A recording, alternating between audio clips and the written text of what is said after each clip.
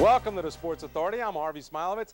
Happy New Year to you. Need your fantasy facts for your championship game? Well, we'll have them at the bottom of the screen. The voice of the Bengals, Brad Johansson, will sit down with Anthony Mitchell to discuss the regular season finale and the upcoming playoffs for the Bengals. Plus, our Who Asked You gang offers their analysis. But we'll kick off the show with the highlights. It's a wonderful thing to take the old calendar off the wall and replace it with a new one, with pages unwritten and every opportunity waiting to unfold in the new year ahead.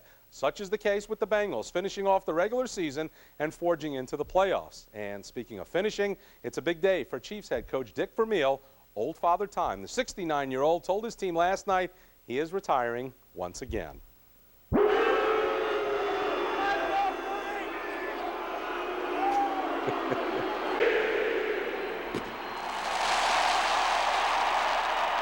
Local 12 photographer Kevin Jordan at Arrowhead Stadium in Kansas City. Opening series, Carson Palmer has Chris Henry on the deep ball, but the rookie tries to one-hand the play, and perhaps he should have laid out for it. Bengals forced the punt.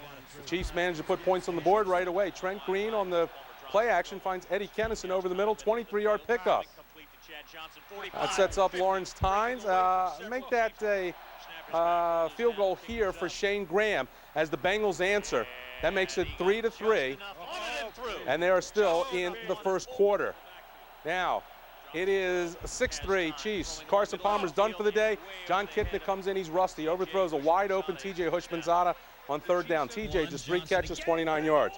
Chiefs start to pile it on right before the 2-minute warning. Larry Johnson darts through the line, and he is off. Kewan Ratliff can't catch him.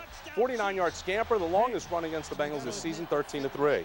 Very next Bengals play, Kitna over the middle to Matt Schobel. Through his hands, right to Sammy Knight. Bobby Williams brings him down after a 12-yard return. Chiefs back in business at the 41.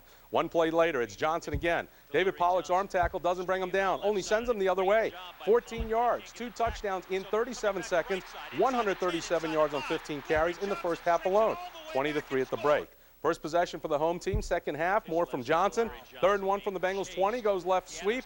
Robert gathers, misses, no one there to help.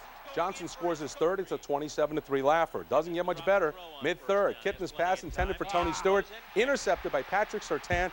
Bengals -2 on turnover margin. Very next play from his own 37. Green unleashes the bomb for Kennison, who beats double coverage and makes the catch backpedaling. A 55-yard pickup against Ratliff and Anthony Mitchell, and that leads to another Tynes field goal. This one, 23 yards. It's a 30-3 game heading to the fourth. Bengals put together a 15-play drive, but come up empty on 4th and 5 at the 23. Kitna on the run, throws to TJ. Surtain knocks it away. Johnson finishes with 26 carries, 201 yards, but fumbles on his way to the end zone. Caleb Miller recovers at the 2. Bengals can't do anything with it, but the Chiefs can when they get the ball back. Green hits D. Brown, breaks Odell Thurman's tackle, scores the 8-yard touchdown. Thankfully, the embarrassment is over. Chiefs win 37-3. Bengals end the regular season with an 11-5 mark and a 2-game losing streak. Not pictured, Rudy Johnson establishes a new Bengals record of 1,458 yards for the season. Chad winds up 3 catches short of 100 for the year, but still finishes first in the AFC with 1,432 yards. The Johnsons are only the 3rd set of teammates to set franchise rushing and receiving records in the same season. And with all the hoopla surrounding Larry Johnson's big day, it's easy to overlook Trent Green's day. 23 for 29 for 344 yards. Now, the Bengals did not play at full strength. Tackle Levi Jones sat out with a shoulder injury. Pro Bowler Deltha O'Neal deactivated with a bum knee. And as I mentioned, Carson Palmer took an early seat in the second quarter. Obviously, the team was less preoccupied with winning as it was with getting healthy for the playoffs and the Steelers. We just lost. I mean, we lost the game, and it's over. We come home next week and play a game. So, I mean, I don't know what it means as far as how it's going to affect us next week. But, I mean, I doubt if we play this way next week. I think we'll play a lot better. It really doesn't mean anything. We didn't want to go out and play like that. But, just the whole mentality of the week, it's just, we knew we had next week. And not that that's an excuse or should be an excuse or anything like that. But, we're focused on the Pittsburgh Steelers as of right now. I mean, it's not easy, but we got to put it behind us. We got to put it behind us and get focused on the postseason. Now we got an opportunity to go undefeated in the postseason. It's a new season. Everybody's record is 0-0. So we got to take advantage of the opportunity we got. That's being in the playoffs, being first round at a home game. So we definitely got our hands full with what I believe is Pittsburgh. So that's our main focus right now is Pittsburgh. It's exciting when we were, 2-14. Now in the first round of the playoffs, it's going to be really exciting. So, I think guys should really look forward to it, relish it, And, you know, it should be a great, great game for us. Tonight, you make the call. A simple yes or no will suffice. Will the Bengals beat the Steelers? They meet during Wild Card Weekend Sunday, 4:30 at Paul Brown Stadium. Call 345-1212 to vote. We'll have your results a little later in the show. And welcome back. So how do the experts see this game, and what about the playoff future? It's time for Who Asked You, and that means plenty of analysis. So let's toss it over to the voice of the Bengals, Brad Johansson. Harvey, thanks very much. Richard Skinner, 1360 Homer, the sports animal in the house. I am concerned about how much negative is going to fly through this city for this week. I'm interested. We've been on vacation for a couple of weeks. We come back on Tuesday, so I'm interested too, because you get the bowl day buffer in between a little bit of this.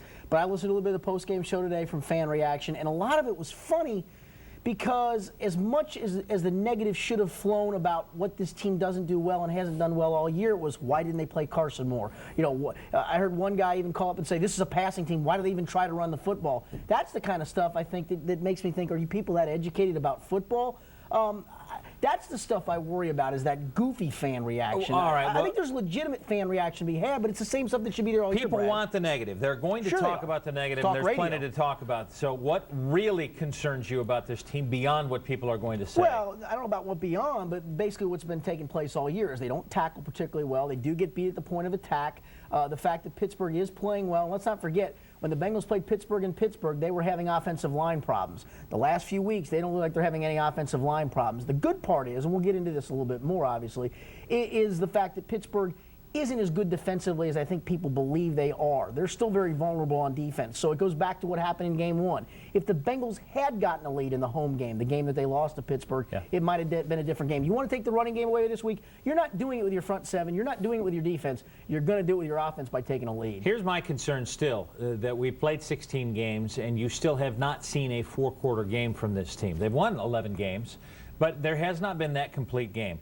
Now, we said it again today when Chris Henry dropped that ball. It changes the entire complexion of a game when you don't finish, quote-unquote, big plays. This team has a tendency to let down, and when those big plays do not get capitalized on, they can't seem to finish. But that being said, you can't ask for a better opponent in first round to get up for a team if you're going to lay as flat an egg as you did, than have Pittsburgh coming in. I mean, if your emotions can't ride high off of this, you're crazy. And it will. I mean, you know what? Marvin's not even going to have to say anything. There's the chance, believe it or not, I know this probably doesn't matter, but I bet you Marvin uses it, that they're going to be an underdog, a home underdog in a playoff game.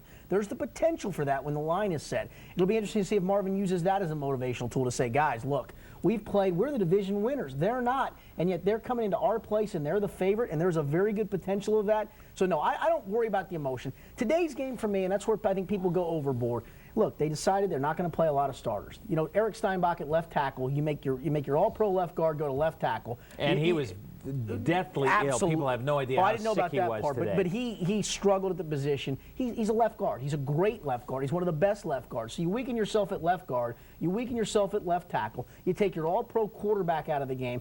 The problem is still, the front seven has been what it's been. The only way you're going to win in the playoffs is, I hope to God, they can continue to build leads, because they're just not going to be able to play I think they can play from behind, but the best thing for them to do is play from ahead. Okay, you're talking about Pittsburgh's defense. I do have to throw out, only Chicago and Tampa's defense statistically are better than Pittsburgh's defense right now. So we'll wait and see whether or not they can hold up to that. Deltha O'Neal does not play. Joey Harrington threw 3 TDs today. That's a lot. That says a lot. And it does. When Detroit can score 3 touchdowns against you, there is a problem. Deltha O'Neal does not play. Brian Robinson, and I talked to him in the locker room, I didn't get the feeling from Brian Robinson he's sure that he's going to be able to play next week. I don't know how much that means, because I know even with the cast coming off this week, he was struggling just walking around to get the feeling back in his leg. He may not be ready for a first playoff game. Chris Perry brings a new dimension to this offense that it has been lacking for the last 3 games. Are there people now healthy in doing what they did in this final game to get them ready to the point that they need to be? Well, you hope that Brian Robinson would be a guy that would be ready, even though Sean Smith has played well at times. The long touchdown run by Larry Johnson today, Brad, guess who got blocked and got turned sideways by the center? It was Sean Smith. I mean, he's played well at times, but he's still not a veteran, and there's a reason why Brian Robinson started ahead of Sean Smith. At this stage of their careers, he's still a better football player. That, to me, is the biggest thing, is all hands on deck, hopefully on the defense that can possibly be on deck. You know, if Delta can play healthy and not be 75%, 80%, because you can imagine he's probably going to play at that rate. If he can play at close to 100%, you can probably do some things with 8 in the box and hopefully shut down that running game a little bit. If not, it puts you in a quandary because I'm not sure Kaiwan can cover a lot of good receivers man-to-man. Does he cover Randall L man-to-man? Probably not. Does he cover Hines Ward man-to-man? Probably not. Let me ask you real quick. We've got to get out. The Bengals beat Pittsburgh. I think that they do just because it's at home. I think their offense is still good enough to put in the mid to high 20s up, and I'm still not sure Pittsburgh's good enough to do that, but it is going to be a scary game if the Bengals have to play from behind. I think it's going to be a very tough game in that regard. Let's be positive. The Bengals are in the playoffs. It's all that matters. A chance to win. Let the ball bounce right. Let the ball bounce right. Harvey, we'll send it back to you. Guys, thank you very much. Don't forget to log on to Bengals Nation at WKRC.com 24 hours a day, 7 days a week. Team info, interviews, video, polls. We've got it all. Local 12 is your home for the best Bengals coverage. You made the call, now the results. We asked, will the Bengals beat the Steelers? You heard Anthony Mitchell's plea not to panic, so either you fail to heed his advice or we have lots of Pittsburghers out there in TV land. A whopping 69% of more than 2,000 callers predict a black and gold victory. Absolutely shocking. Thanks to the thousands and thousands who phoned us here tonight.